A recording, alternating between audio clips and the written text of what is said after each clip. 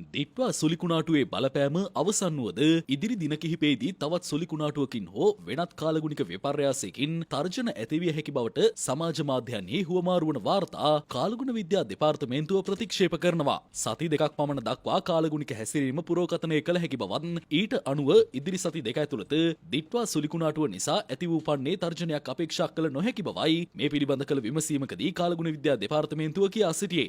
ලබන 5 වනදා සිට ශ්‍රී ලංකාවට නැවත අකුණු සහිත වැසි ඇතිවිය හැකි බවටත් ඒ නිසා විපතක් ඇතිවිය හැකි බවටත් පවසමින් ඇතැම් වාර්තා සමාජ මාධ්‍යයන්හි සංසරණය වනවා. කෙසේ වෙතත් එවැනි අවධානමක් විද්‍යාත්මකව කිසිසේත් තහවුරු කළ නොහැකි බවයි කාලගුණ විද්‍යා දෙපාර්තමේන්තුව තවදුරටත් සඳහන් කළේ. කාලගුණ විද්‍යා දෙපාර්තමේන්තුව විසින් අද උදෑසන නිකුත් කළ කාලගුණ අනාවැකියේ දැක්වෙන්නේ දිට්වා සුලිකුණාටුවේ බලපෑමද ශ්‍රී ලංකාව කෙරෙහි දැන් අවසන් වී ඇති බවයි. නවදිල්ලි කලාපීය විශේෂිත කාලගුණ විද්‍යා මධ්‍යස්ථානයේ වාර්තා අනුව ශ්‍රී ලංකාවට ආසන්නව පැවති සුලිකුණාටු පද්ධතිය අවපීඩනයක් දක්වා දුර්වල වී ඇති අතර එය ඊයේ වන විට උතුරු නැගෙනහිර දෙසට ගමන් කරමින් උතුරු තමිල්නාඩු සහ පුදුච්චේරි වෙරළ තීරයන් ආසන්නයට ළඟා වී තිබෙනවා. එක්සත් රාජධානියේ කාලගුණ වාර්තා ඇතුළු ජාත්‍යන්තර මූලාශ්‍රවලට අනුව ශ්‍රී ලංකාවේ ඉදිරි දින කිහිපය සඳහා දෛනික කාලගුණ තත්ත්වයන් ස්ථායී වෙමින් පවතින බවයි මාධ්‍ය වාර්තා කරන්නේ. කෙසේ වෙතත් දිට්වා සුලිකුණාටුවත් සමග ඇති වූ ආපදාවන්හි බලපෑම් තවදුරටත් පැවතිය හැකි. නිදසුනක් ලෙස පසෙහි අධික ජල සම්තෘප්තිය හේතුවෙන්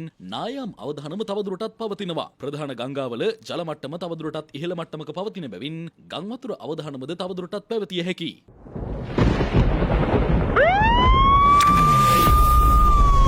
එකටයිමෝ රටේ හදිසි ආපදා තත්වයක් ජීවිත රැසක් අහිමි වෙලා තවමත් අනතුර එලෙසමයි මේ වන විටත් බොහෝ පිරිසක් අවතැන් වෙලා සවිය අවසම මොහොතේ දිරිය දෙන්න නෙත් FM දිරියනෙත් සමාජ සත්කාරය සූදානම් වේලි ආහාර වතුර බෝතල් සනීපාරක්ෂක ද්‍රව්‍ය පහත එකතු කිරීමේ මධ්‍යස්ථානවලට ගෙනවිත් බහර දෙන්න. ශ්‍රී පුෂ්පාරාම මහා විහාරස්ථානය බණ්ඩාරවෙල අවශ්‍යම අයට ඒවා ලැබෙන බව විශ්වාසයි. එකටයිමු අපි නෙත් FM